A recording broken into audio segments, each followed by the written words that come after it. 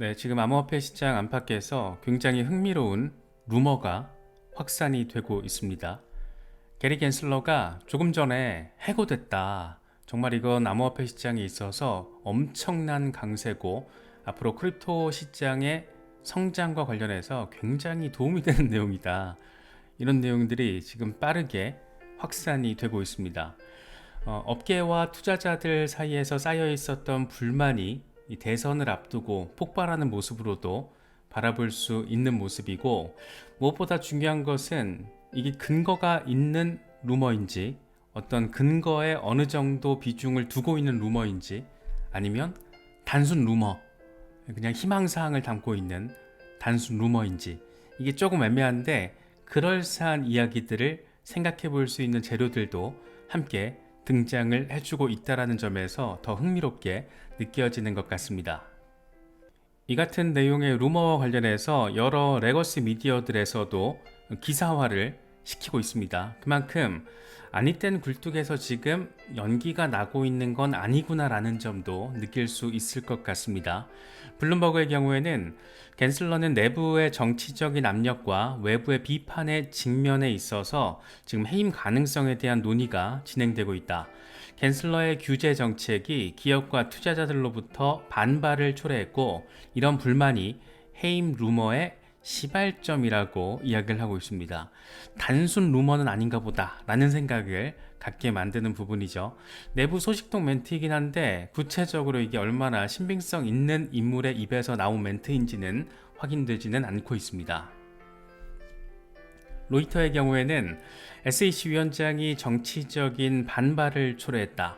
암호화폐와 기술주에 대한 규제 접근 방식이 논란을 일으킨 것이다. 일부 정치인들은 겐슬러가 임기를 지속하기 어려울 것이라는 의견을 제시하고 있다. 사실 트럼프가 당선될 경우에는 임기 첫날 잘라버린다고 했으니까 뭐 의미 없고, 이제 해리스가 당선이 됐을 때 게리스의 임기를 보장하느냐 보장하지 않느냐, 그게 지금 초점이 될 수 있는 부분이겠죠. CNBC는 겐슬러의 해임이 실제로 진행될지 여부는 불확실하다. 이 내부 논의와 정치적인 판단이 필요하고 해임 결정이 내려지기까지는 시간이 걸릴 수 있다. 블룸버그, 로이터, 이 CNBC까지 이 정도로 구체적으로 기사화 시키고 있다는 것은 지금 뭐가 있긴 있는 겁니다. 뭐가 있긴 있는 건데 이게 단순 논의 차원인 건지, 아니면 진짜 입김이 센 인물로부터, 예를 들어서 해리스 캠프에 엄청난 거액을 기부하는 기부자로부터 압박을 받고 있는 건지 뭔지는 정확히는 알 수 없지만 뭔가 있긴 있다. 단순 아무런 근거가 없는 허위 루머 수준은 아닌 것 같다. 이 정도까지는 지금 여기까지 와서는 정리를 할 수 있을 것 같습니다. 이런 상황에서 블룸버그가 꽤 조금 더 한 발 더 나아간 기사를 실었습니다.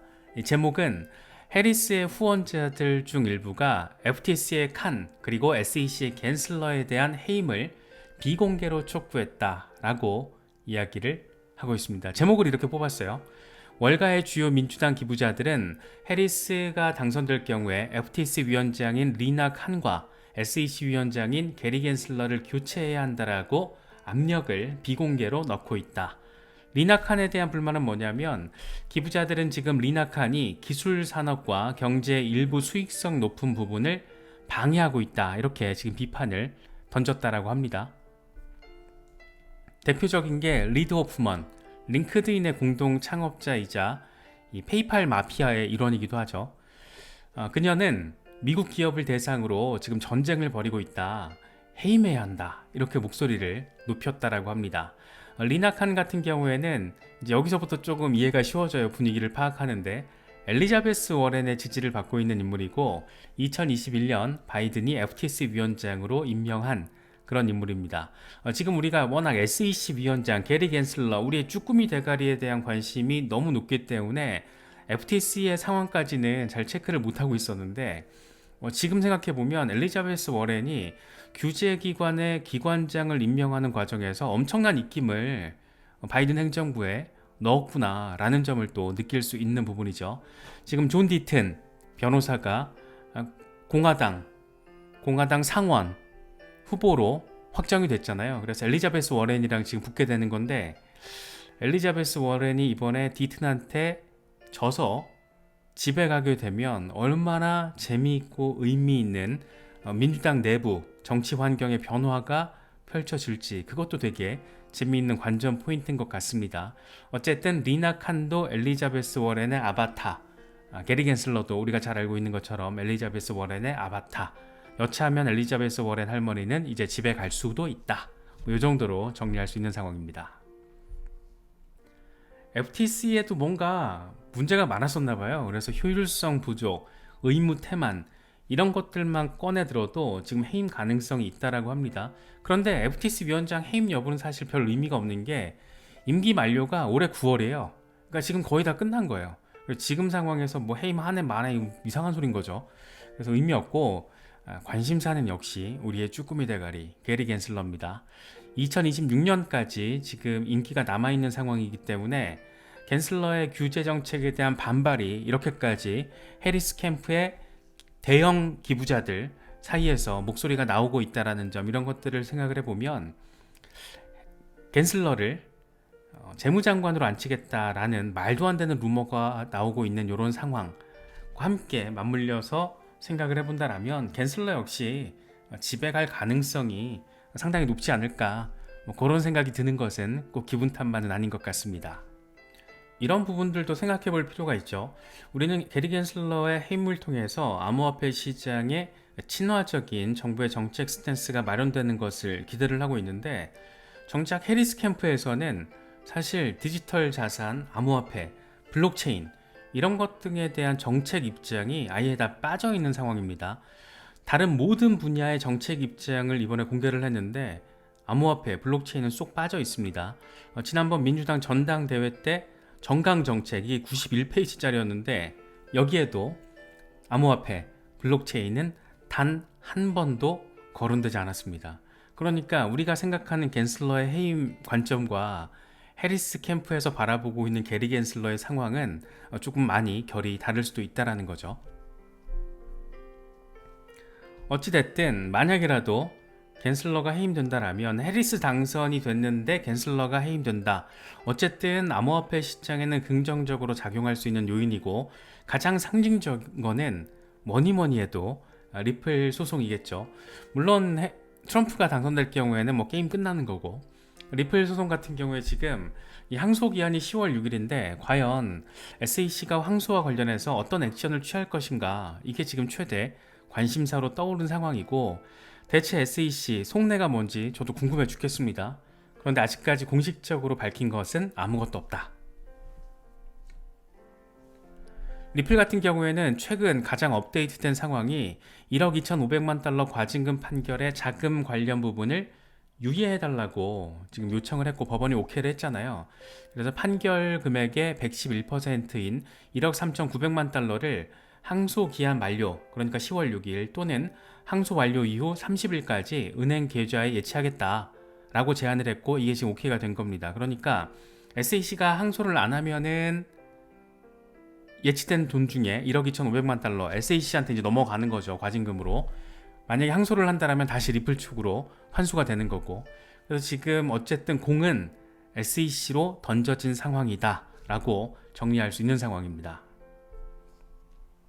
만약에 이제 10월 초라고 해봤자 지금 딱 한 달 남았는데, 한 달 뒤까지, 그러니까 한 달 안에 SEC가 과연 어떤 입장을 선택하느냐에 따라서 리플, XRP의 단기적인 미래에도 적자는 영향을 미치지 않을까, 그런 생각이 일단 투자자 입장에서는 들기도 하는데, 아직까지 결정된 건 없다, 너무 섣불리 걱정부터 할 필요는 없지 않을까, 개인적으로는 그렇게 지금 생각을 하려고 노력하고 있습니다. 짜증이가 남에도 불구하고.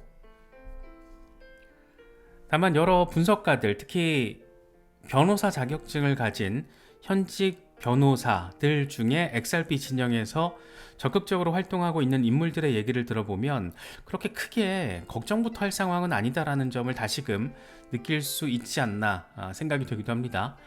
먼저 프레드 리스폴리 같은 경우에는 리플의 과징금 지불 유예 요청이 XRP 가격에 미칠 영향은 제한적이다, 이번 리플의 요청으로 SEC가 리플에 잠재적으로 항소를 준비하고 있다라는 우려가 나오고 있다. 하지만 설사 항소를 하더라도 판결은 2026년이 지나야 나온다. 즉각적으로 가격에 영향을 미칠 수는 없다라고 이야기를 하고 있습니다. 그러니까 항소 자체는 리스크가 될 수는 있는데 뭐랄까 소송을 처음 냈을 때 1심이 진행됐을 때와는 비교 자체가 상대적으로 덜하다라는 얘기를 지금 하고 있는 거죠. 2026년이 지나야지 판결이 나오는 거면 좀 깝깝스럽긴 합니다. 그래서 가급적이면은 그냥 벌금 받고 SEC가 좀 짜그러져 주면 어떨까, 그런 생각이 좀 강하게 드는 건 또 투자자 입장에서는 어쩔 수 없는 것 같습니다. 제레미 호건, SEC는 아직 항소 여부를 결정하지 않았을 가능성이 높다. 항소 통지서 제출하는데 15분밖에 걸리지 않는다.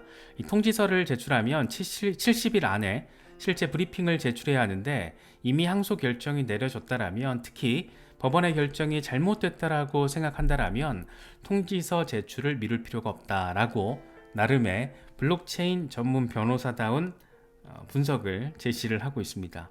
항소를 할 거였으면은 진작에 이미 냈을 거야 라는 얘기잖아요. 그래서 안 했으면 좋겠다 라는 어떤 포인트 지점도 끄집어낼 수 있을 것 같습니다.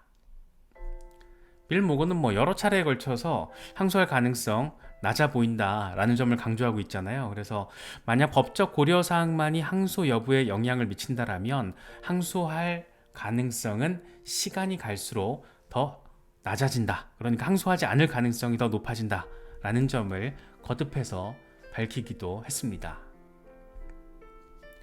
제임스 파렐 얘기도 되게 재밌어요. 이 양반은 SEC 출신 변호사인데 만약 SEC가 항소를 하고 리플이 반대 항소를 하지 않으면 리플은 위반 판매에 대한 책임을 인정하는 것이 된다. 그리고 최소 1억 2,500만 달러 벌금도 인정된다. 이렇게 되면 SEC 입장에서는 사실 싸워봤자 별 실질적인 이득이 별로 없다라는 거죠. 그래서 리플이 또 짱구를 이런 식으로 굴릴 가능성도 충분히 있기 때문에 전체적으로 봤을 때 이렇게 보나 저렇게 보나 이렇게 보나 항소해봤자 실질적인 이득은 별로 없다. 다만 여기서 이제 관건은 정치적인 요소가 개입된다라면 그건 사실 그 어떤 실익을 넘어서게 되는 액션인 거잖아요. 이게 법적인 근거를 토대로 하는 게 아니고 정치적인 근거를 배경으로 한다라면, 그래서 그게 하나의 지금 상황에서는 큰 변수가 아닌가 생각되기도 합니다. 그래서 정리를 하면 SEC가 항소하고 리플이 반대 항소를 하지 않을 경우에는 SEC가 항소한 부분에 대해서만 재판이 진행될 것이고, 이렇게 되면 리플이 항소하지 않은 부분은 유지가 되기 때문에 기존 판결 수용, 그러니까 벌금 1억 2,500만 달러 받아가 이 새끼들아, 이런 얘기가 되는 거죠. 그래서 별로 이제 항소에 어떤 실질적 이득이 없을 것 같아서 이거 왜 이렇게 주저주저 하고 있나, 대체 정치적인 어떤 또 노림수를 위해서, 이러니까 SEC 위원장 해임 필요하다라고 민주당의 큰손 기부자들도 지금 이야기를 하는 게 아닌가, 그렇게도 바라볼 수 있을 것 같습니다.